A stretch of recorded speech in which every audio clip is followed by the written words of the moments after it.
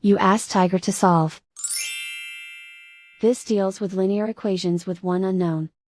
The final result is x equals 7. Let's solve it step by step. Simplify the expression. Break up the fraction. Simplify the fraction. Find the greatest common factor of the numerator and denominator. Factor out and cancel the greatest common factor. Group all constants on the right side of the equation. Add 6 to both sides. Simplify the arithmetic.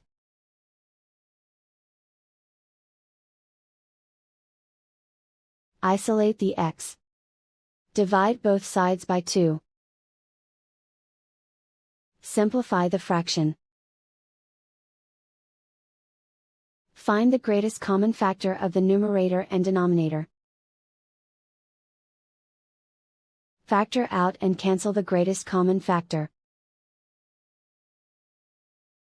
And so the final result is x equals 7.